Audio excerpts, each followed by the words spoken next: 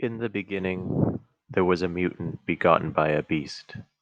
Upon the land the rain poured heavily, and the sun was swathed by thick vapors, whilst the pelt of the mother's child was sodden by blood, and with time many gathered to see the dissimilar casing of the child.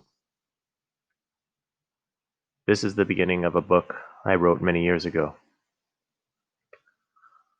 This book is meant to explain the possible genesis of God, the Hebrew God, Yahweh, or any monotheistic God. The story starts in the beginning a mutant was begotten by a beast. In my opinion, and with everything that I've learned about evolution, and using a little bit of creativity and fantasy, I believe that there was an ancestral species of primate of the great ape family before man was born that didn't have the cognitive capacity and the exact DNA that we have as a species now as Homo sapiens. My story starts where there are these beasts, which are the ancestor of man, one species before us, who no longer exist on this earth. And one beast gives birth to the first Homo sapien ever born. Now, it would have been very difficult for them to see a big fundamental difference other than the slight physical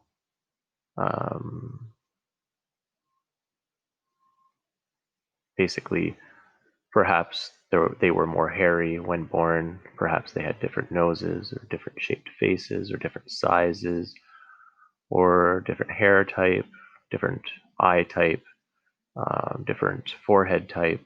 I believe, and the reason I wrote the book the way I did was because I believe that man would have been born out of perhaps a DNA mutation, and basically no man would have ever existed before this one birth. And I think that's fundamental. Not only will this firstborn Homo sapien be important for that specific point, but I also think it's very important because I'm going to make him be the first Homo sapien to ever die also. That is the real large concept that I try to make this book about. So we have the first human ever born that's going to be taken care of by these ancestral type beasts or primate that has no real major difference other than a slight visual awareness that they could perceive from looking at the boy, as I say, looking at the dissimilar casing of the child. So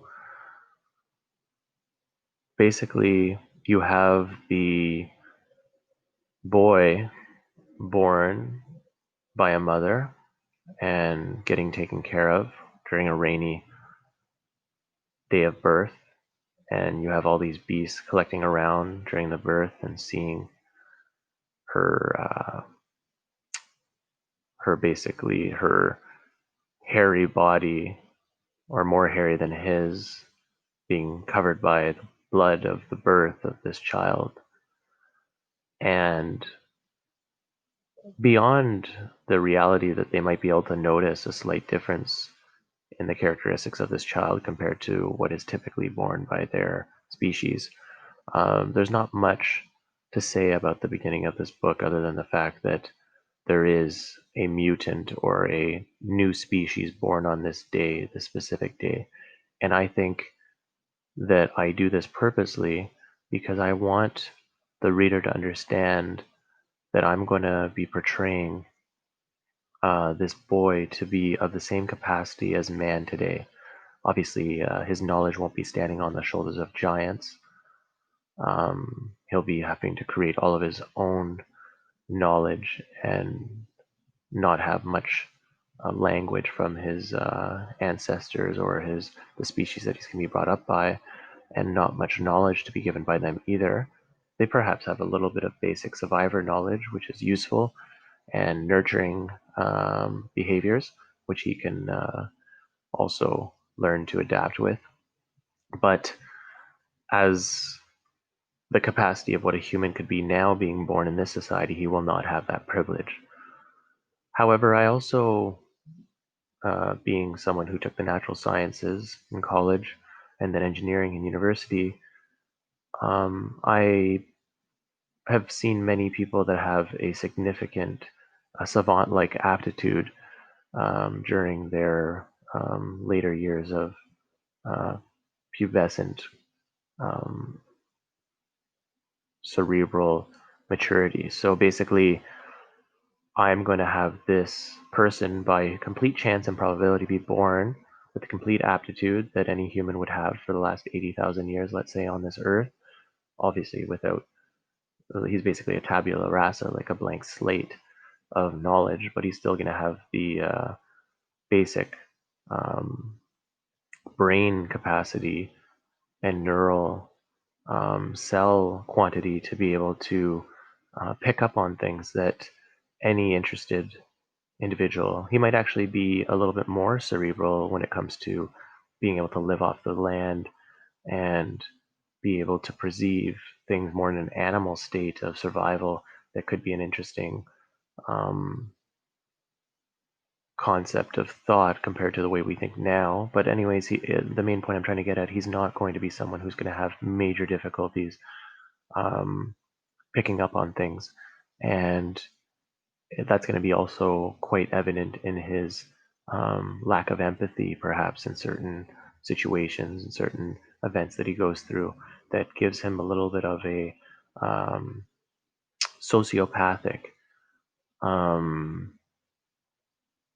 behavior that allows him to touch a leadership role more comfortably and take it without being provided that naturally from his group. And the main point I'm trying to get across is, because I want him to be similar to what the Hebrew gods intended himself as being, as a self-proclaimed, basically a self-proclaimed leader, and very interested in being known as omniscient and omnipotent, and basically omnipresent even, but basically self-proclaimed, and also very interested in being parental and known around everyone for his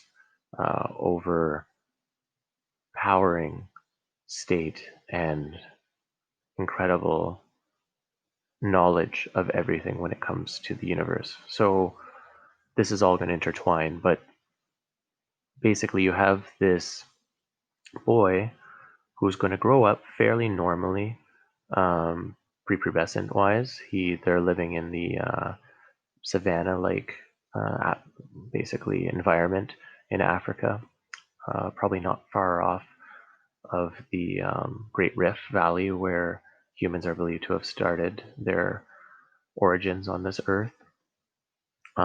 So food and drinking water can be scarce at times in this area, so they do stay close. They are nomadic, and they spend their days um, in open plain areas, actually, at most times, but at the same time, don't seem to have major predators, luckily, in most of the areas that they do stay at.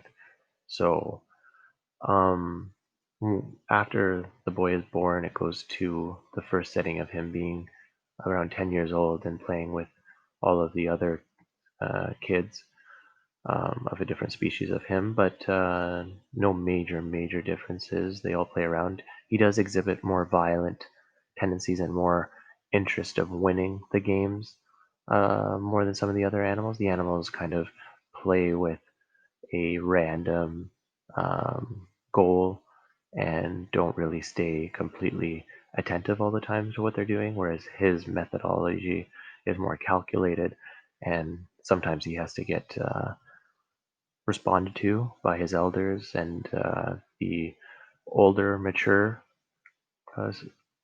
individuals from the group due to his violent tendencies and unnecessary actions at times during the times that they play together. So this is becoming apparent, his personality type being slightly different than the other animals. Now, as I said, they're a very nomadic um, species due to the environment that they live in that doesn't provide significant nutrients and water at all times. So basically, um, now they have these times that come across where drought will come to play as he grows older and is going between the age of 15 to 20, his pubescent years. And the first drought they go through is a fairly minor drought, but because he's getting older and he's more observant and more cognizant than his peers, sometimes he'll become somewhat of a leader towards the path of where he remembers there to be water or where he remembers there to be food. And they're mainly, they don't eat much meat, this group. They're mainly a group that eats vegetables and fruit and don't really eat that much meat other than time to time. And I guess that would be considered somewhat of a specialty to their tongue compared to the other things that they're so used to eating. So that's something that comes in a little bit later as a surprise to God. But basically, you have this this young man, who is around these people that he's very aware have less thought going on in their heads and less response. And at times, when he becomes annoyed with them due to the way that they choose to do things, especially when they're looking for water or food, he doesn't want to waste his time during a hot day going incredible distances in random paths, uh, hoping to find what they believe they remember is located in a specific space. So basically, he starts taking leadership roles, and he, during very bad times when drought gets even more difficult a few years on, um, starts to like really take this to an extreme advantage. So throughout time of going back and forth, he started to mark areas. Not that the animals really know or pay attention to him doing that. They're kind of oblivious. Kind of like if you were walking a dog, you could mark every tree and he wouldn't even be paying attention to what you're doing. He'd be using a different method, which would be to do with the fact that he has an evolved nose. But being a human, we only have so much, and pre-human, they only have so much ability to use their senses to guide them. So they are a smart primate, but nothing compared to what has been born and that young man is becoming and exhibiting. So he does mark the trees. And basically, there's this one part that I talk about in the story where they go to the watering hole, if you want to call it that. And he's basically a few times mentioned, for some reason it bothers him when the other animals go in the drinking water to bathe or to play and stuff like that. He doesn't like the idea of their dirty hair or skin getting mixed with the water that they drink. He prefers to keep that water very potable and enjoyable, and he just has that reservation about how the water is used. So basically, um, he will react with exclamation at times and try to use like operant conditioning to force them to not go in the water and to just use it for drinking purposes. And um, at times, if they don't listen, in order to force them to take him more seriously throughout time as he guides them, because he's became somewhat like the leader when it comes to finding water and food at times, to force people or these pre-humans to take him seriously. Sometimes he'll lead them purposely far, far astray during the walk in order to like make them realize that he is their only guide and their only way to consistently find water in an easy manner. And um, unfortunately, he keeps on getting more. Um, he basically has a lot more subordinate behavior by these animals as he continues to basically punish them and make it very clear to them that they've done wrong, as you would to a dog. If a dog were to do something and you were to yell at it and then perhaps not give it a treat, at times it would start to understand that that behavior is wrong and then slowly become obedient. So he basically is teaching all of these pre-humans to become very subservient to him.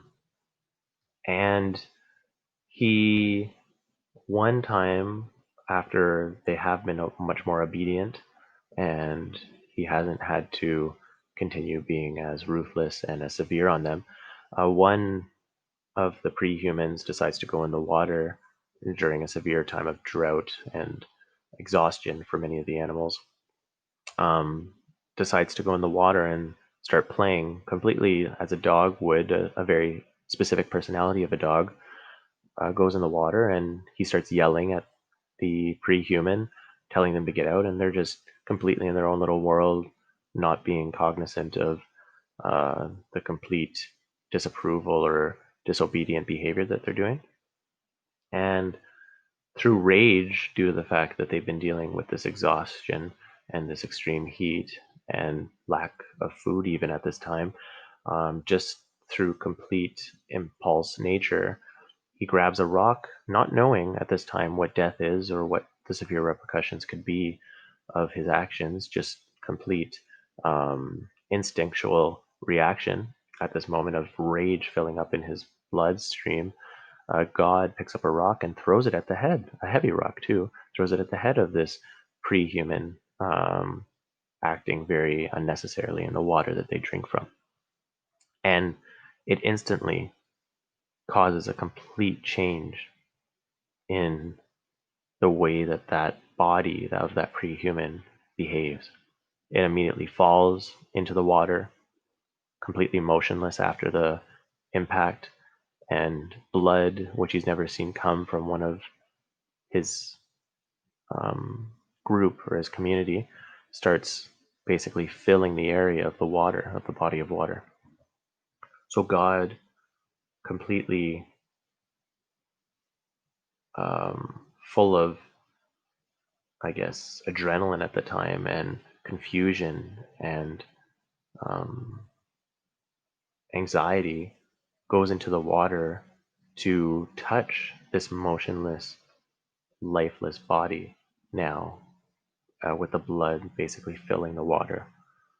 And he picks up the body, and at this moment he doesn't know exactly how to respond or how to think, but confusion is full in his mind, and he basically goes through a severe um, revelation in his mind to his action, to what he has caused, and trying to understand what has happened to this body now, and not really concerned about how the other people thought about his action, basically because to him this would just force them to take him more seriously. So he doesn't worry about that, but he does um, spend the evening afterward looking up at the stars and just looking at his hands and his nails and everything about him in a different way now. I guess he goes through a state of mortality and understanding of death, and that this could happen to him and others, not naturally. He's never seen natural death yet. No one's died around him up to this age, but he definitely is aware of something else that can occur where the body can actually lose its energy and lose its spiritual essence or its aura, even its complete personality, and go to a complete nothingness as that red liquid blood was forced out of the body to lead to no longer an existence of that essence that he once knew in that body. So he just, without words, goes through a lot of different thoughts and contemplation about what all this can mean to him. And then he goes on for quite a while, just with that revelation now. And he becomes a lot more soft with the other animals and starts becoming a lot more involved with them. And he is sexually attracted to the other animals. He is luckily able to mate with them, and he becomes much more of a community. He has a lot more community involvement and becomes less concerned about being a leader all the time. The other animals do take him more seriously, but becoming a little bit older and wiser and having these revelations make him interested in getting closer to his community and loving the group that he is in, and not necessarily always trying to be vicious or a leader. So that death causes him to um, see a lot more worth in coexisting with these species and enjoying life with them, due to the fact that he realizes that he can cause this end of life and this kind of energy of these individuals when rage comes upon him. He makes a mental choice, cognizant choice, to be much more thoughtful with his actions. And then I have another point much later on, maybe a year or two after that instant, where they're walking down a path together in a group of about 10 of the pre-humans and God, most of them men, only one female, let's say. And they see like a tiger on the side of the road or side of the path. And because they don't get to eat meat very often, it's very rare to see an animal in the area that they are living that they can kill easy enough. This animal was recently killed by a fight with another predator, another tiger perhaps, or lion. And the animals that he's with, this has been another time where they have went out with much food for a while due to extreme heat and basically not finding tremendous amounts of foods for the large group that they do live in. They probably live in a group of about 200 or 300, so food can be sparse sometimes, and or scarce. And the animals, they all basically, in very happy passion, go towards this meat body and start like trying to take pieces off of it and to make it so they can eat it. Now God, still feeling like he's the leader in a certain way of the group that he's with at this moment, tries to um, force them to be kind of single file or civil about how they're dealing with this, and make sure he gets first grabs or first dibs at the food.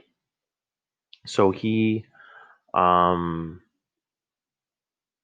starts yelling at them like he did at the water and kind of being forceful with them. But imagine you have like a very hungry and strong dog um, that's hungry being given food and then trying to take it away from him. He might bite you, not on purpose, but just through instinct at the moment.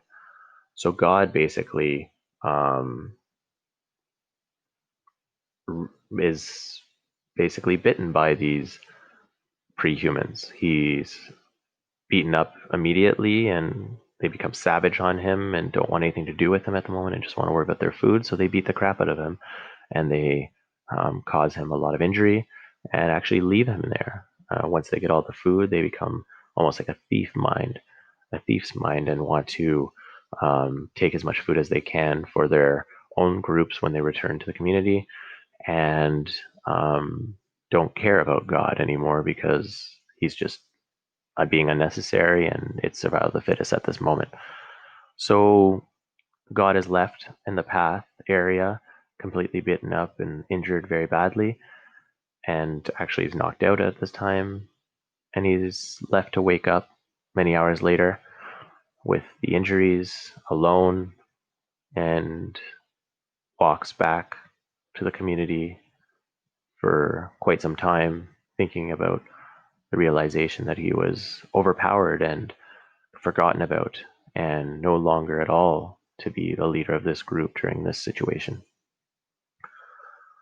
So that also humbles him a lot, and basically he has to like have their assistance due to these injuries when he returns and gets taken care of, and realizes that he should not be worried all the time about being number one or trying to always be ahead.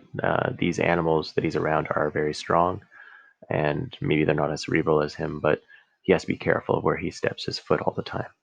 So he's becoming a man, he's becoming more mature, more wise, understanding that he's attracted to the people in his group and he has to coexist with them, and he can't always be on top. He has no reason to be on top at all times, other than he's smarter, but it's not that incredible because it's only one at the moment that has this aptitude. And it kind of like Yuval Harari's concept of if you put a human and a chimpanzee on an island that are both hungry and only like a small amount of resources, who do you think is going to be living much longer? It's going to be the chimpanzee for sure, due to strength and the savage ability of the mind to become like that compared to a human. Um, we're less animal in our reaction. We do have our ability to be very unnecessary and very violent, but an animal can be even more when they're very hungry. They don't have as many things to calculate in their minds to react. I think their fight or flight can be a little bit more sensitive, perhaps. And then if Yuval Harari would say, then you have 100 chimpanzees and 100 humans with enough resources to at least sustain 100 of each species, or plus or minus, chances are the humans would live due to be able to communicate in groups. So at the moment, he is not superior when it comes to a community of, let's say, 200 of these pre-humans and only one him. And he does desire to live, and he is attracted to people in his group, so he does need to coexist.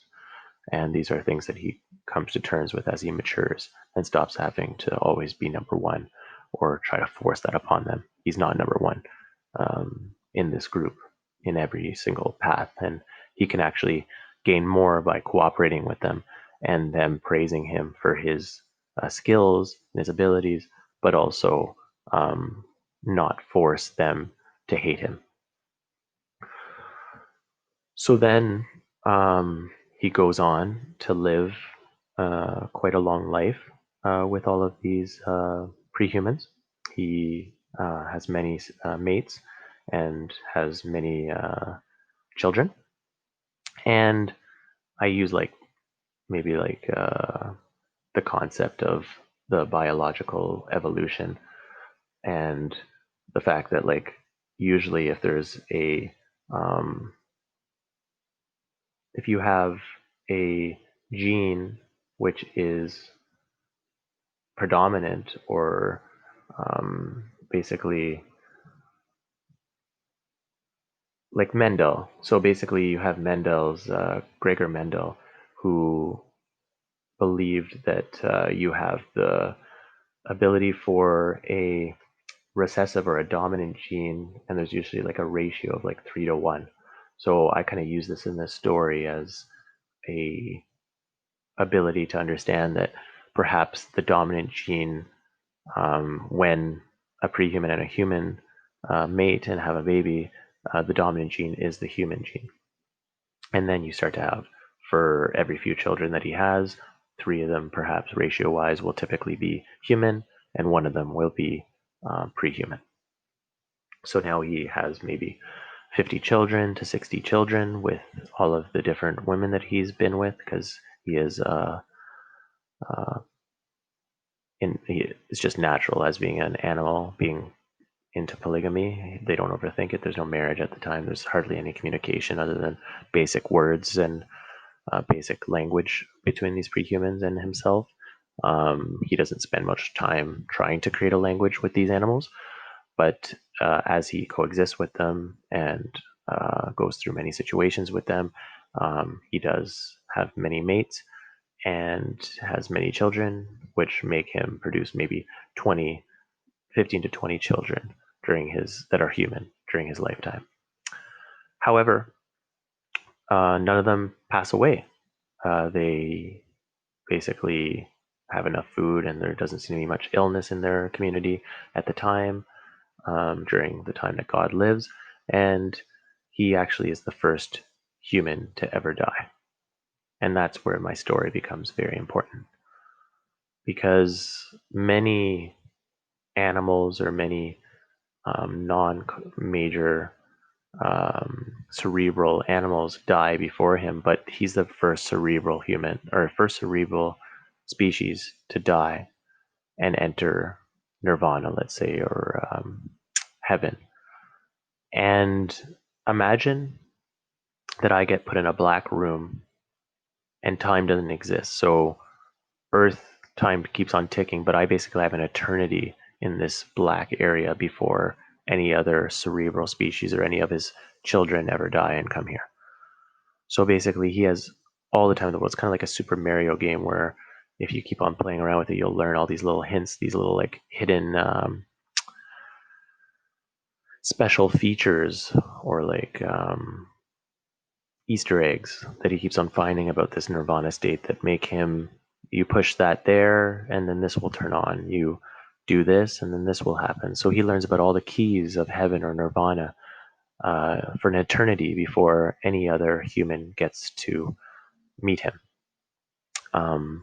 He even learns how to interact back with Earth with time.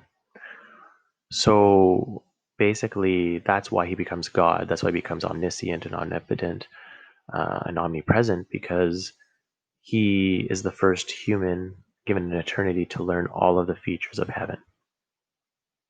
And that's the story of God.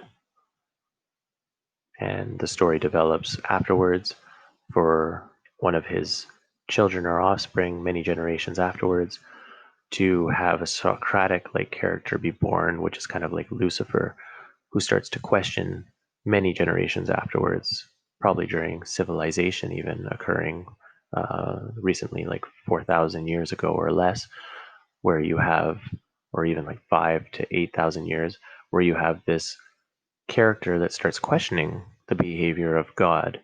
Let's say during Hebrew times, where he starts saying, "Well, why does God want all these human?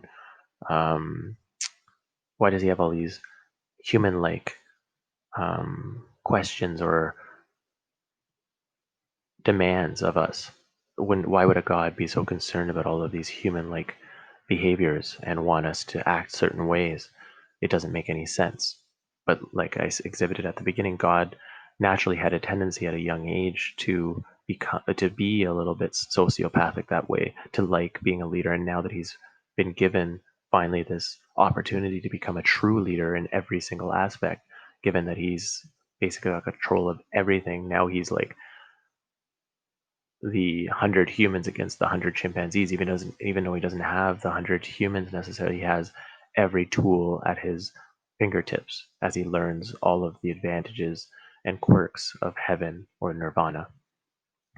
But basically, the Socratic Lucifer human of his offspring of many generations afterwards, close to like early civilization times, during like a Hebrew involvement, because I like the idea of using the Hebrew God due to the fact that the way he was presented as a monotheistic God, and also kind of his sociopathic nature of demands on the Hebrew community.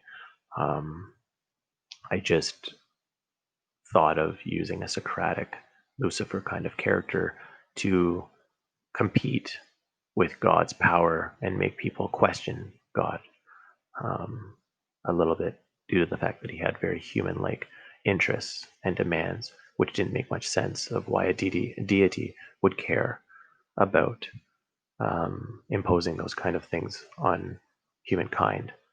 Uh, we would expect a much more higher level of thought and expectation or wisdom to be instilled on humanity from a deity, rather than just another human-like leader to give his opinion or impose things upon humankind.